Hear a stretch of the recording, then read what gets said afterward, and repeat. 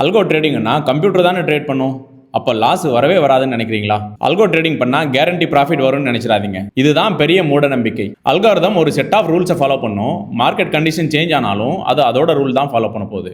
நீங்க அல்கோ ட்ரேடிங் பண்றீங்கன்னா profit guarantee ஆகும்னு நினைச்சிடாதீங்க. கம்ப்யூட்டரை எல்லாம் பார்த்துக்கோங்க, எனக்கு மார்க்கெட் நாலேஜே தேவையில்லைன்னு நினைக்கிறதாங்க பெரிய தப்பு.